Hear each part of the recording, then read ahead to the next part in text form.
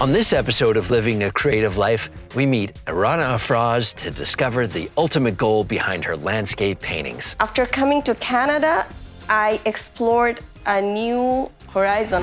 Then we'll see how illustrator and entrepreneur Trey Madsen uses creativity to promote his artwork. That's the kind of stuff that I want people to look at and say, yes. And finally, we'll grow green thumbs with Roberta Labelle, who planted the seeds of creativity in her very own backyard. This is 13 years in the making, and the fact that it's happening right now today is beyond exciting. This and more on Living a Creative Life.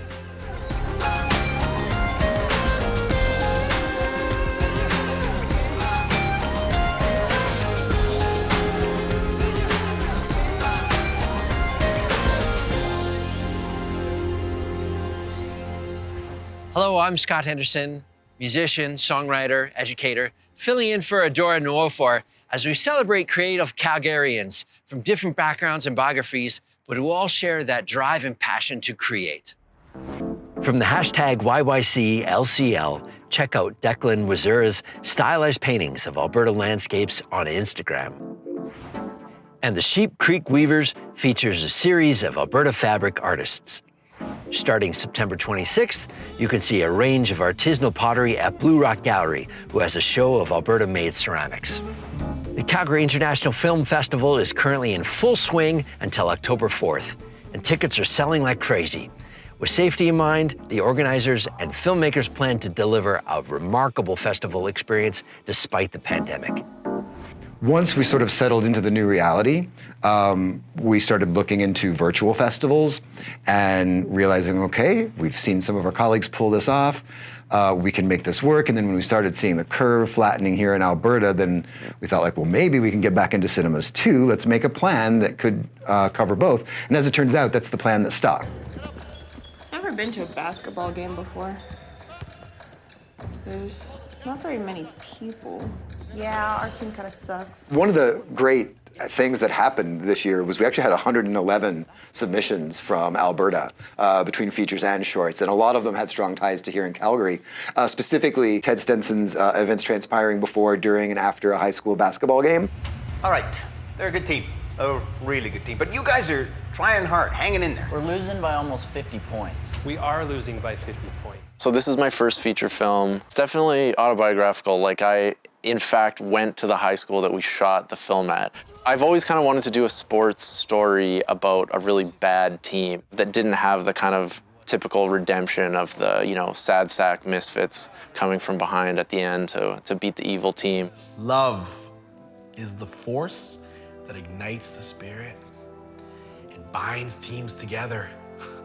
I'm the one that viewed it, and I knew it was going to be a hit with the festival. The nostalgia for the 90s, the great music that's in there, the performances from the cast, top to bottom, are really enjoyable. It's got this really dry, witty sense of humor that suited me perfectly, and I think the audience here is going to love it. He was the fastest, the strongest, the best. If you have heard of him, you're probably thinking right now, oh yeah, I know this story. Cheryl Fogo's John Ware Reclaimed is already been one of the most requested titles since I've been here. If we were able to do it the same way, it would probably rival Parasite for the demand that we had with it last year. That's how popular it's been. He was enslaved in the South, but then transcended race to become a successful rancher and beloved icon.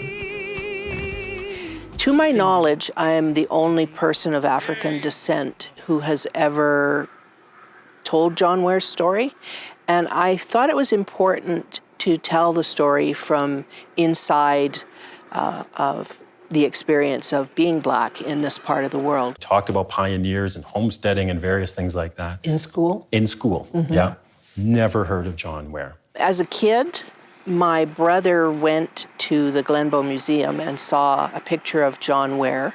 We played cowboys every Saturday morning. We tied scarves to the kitchen chairs, and we had never seen ourselves reflected in that world, in the movies or the books or anything. And so him discovering that a great Black cowboy had lived in our part of the world, it was a really beautiful way for us to embrace all the different sides of our identity. We were horse riding, cowboy boot wearing country people too. SIFF was my first choice of a world premiere, so I'm excited and I'm a little bit nervous. We're going to be able to really keep crowd control measures in place, have people properly distanced, masked, sanitizer everywhere, and we're going to pull this off safely and let people have that cinematic experience that so many of them have been craving again. A multi-talented individual with a heart as big as the Rocky Mountains that inspires her, Irana Afroz has been deeply impacted by COVID-19, encouraging her to put her paintings to good work. Here is Adora with more. Thank you, Irana Afroz, for being here with me on Living a Creative Life. Thank you, Adora. I come from a family where everyone is either a doctor or engineer. But when I was in high school, I was dreaming to become an entrepreneur. Actually, I was so passionate about art, and my mom and dad found out that interest in me, and I got enrolled into an art school. And while doing my graduation, bachelor's and master's in business studies, simultaneously I did study about art.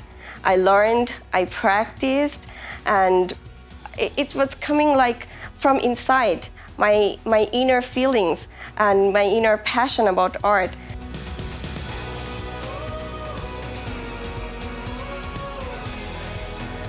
You created this? Yes, I did. After coming to Canada, I explored a new horizon, a new venture of art world. And especially it's a blessing to be near the Rocky Mountains. It's so beautiful. So most of my painting has the touch of those landscapes, the Rocky Mountains in them.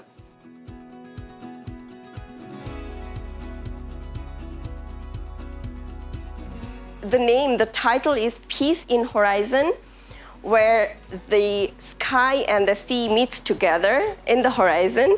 And I incorporated some of the messages from Prophet Muhammad sallallahu alaihi wasallam, which is called Hadith. This is the expression of the vastness and the openness of ocean. Art is something that enables you to become more universally giving. Like this pandemic has taught us so many things. So I sold pieces, like my art pieces. I collected the money and sent it to some of the people who are financially hit so hard. Maybe a small effort of mine can change and bring smile to maybe one family.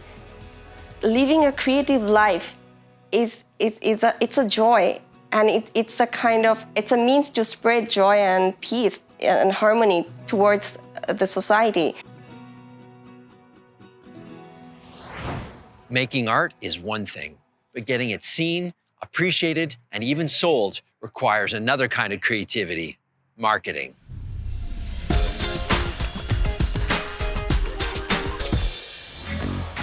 This is Trey Madsen. Let me try a different one, okay? He's not letting the pandemic get in the way of taking his illustration and design work to market. Tell me about how you got to have your art in Cole Garden Brewing Company. Basically, I just kept coming into this place. It was my friends who introduced me to it, and I was just fascinated by the entire decor, by how somebody could get their work up on the wall and get publicized that way and have their stuff shown in a casual setting. It was the owner eventually that I got to meet, and he just offered me a space on the wall. But I said, absolutely. He said, sweet, let's get it tomorrow. And I was like, I didn't actually have any artwork ready at the time. But that's fantastic. And let's be honest, you said that you didn't have any artwork. I feel like you didn't have any artwork you wanted to share, because you're an artist, like you went to school for this, right? There was work that I had, but it wasn't actually completed. I do a lot of things where I'll start here and there, little pieces, but I'll never actually complete them all. Okay. So I needed to fix those a little bit and touch them up so that they would be presentable. I love that they're so shiny. This girl loves some Like, Well, the varnish is actually a pretty popular method with a lot of artists that I follow on Instagram. And I didn't know how they got that look. That's the presentation that I want to have within my work. That's the kind of stuff that I want people to look at and say, yes. So where I'm from, my hometown, Yellowknife, Northwest Territories. Dene First Nations. It's known for its diamonds and its gold. And my mother, she has northern gold as jewelry pieces that she liked to wear to represent. So that's where I kind of got the idea from. have you been selling paintings? I see price tags. Ooh, 2 for. Wait, Two for. Nice. Yeah, 2 for. There it is, a combo deal. So far, I've sold 1 piece actually. The 4 that you see there, there was a large one that took up the width of that. And that one sold just a couple days ago. Nice. Which I was absolutely thrilled for because big one sold. Yeah, the big one. And I was just grateful that people are still, you know, seeking out the art. If anything, you know, support local businesses, support local artists, support local breweries. I'm gonna save my money so I can get something. I need something gold. So Appreciate it. I can't wait to see what you do next. From a beer garden to the literal garden of Roberta Labelle's lush backyard, let's explore the bountiful result of a long-term dream.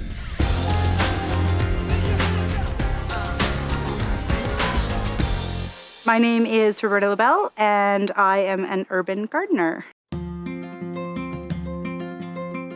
I grew up living both on a farm and in the city, so I feel like I sort of had the best of both worlds in that way. But I know that it was really important to my family to grow their own food. And so when I was able to and had a bit of land to do so, I started the process. It's hard to grow a pepper in Calgary, so I'm super impressed that these have all come in. I think the creative piece of gardening comes with its sort of ever-shifting and changing landscape. Having a garden allows me to do something that's mine and mine alone. Behind me, you see the beginning of a growing dome, which is actually a 13-year-old dream coming true. It's a geodesic dome, and it's going to allow us to grow some food year-round in Calgary.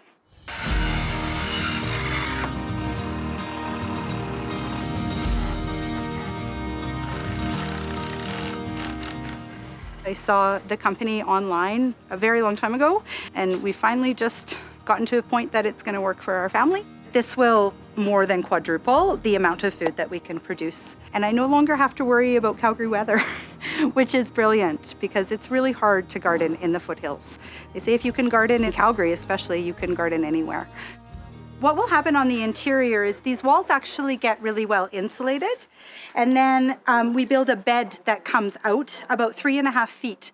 Inside of the bed, there's a pipe that actually some warm air will blow through, and that's one of the ways that the dome keeps itself warm over the course of the winter. On the north side of the dome, there's a reflective material, much like an emergency blanket. So when the sun is low in the sky, it will actually reflect the sun into a 1,000-liter water tank that sits and acts as the heat sink. We know it does a really good job heating itself, but on really hot days, you want it to be able to cool itself. So there's automatic vents that open and close based on the temperature. One of the things that we really are striving for in the dome is to inspire people. So we're hoping to have some kids groups so the kids can just learn a little bit more about gardening, see where their food comes from. I think that's really important, but also inspire people to just be a little more sustainable. I am seeing my dream come true here. This is 13 years in the making, and the fact that it's happening right now today is beyond exciting. I was actually at work today when these lovely people came to set this thing up, and so I came home to the wood structure up, and I did have a little cry of tears of joy because it's such an exciting thing for us, and like I said, a long time dream finally coming true. Thank you, Roberta, and all the Calgarians for sharing your stories with us, inspiring myself and others to explore our own creativity. Whether it's landscape painting, varnish graphic design, or growing a vegetable garden. If you have creative Calgarian stories to tell, please share them with us at submissions@calgaryartsdevelopment.com or post using the hashtag YYCLCL. Until next time, keep creating.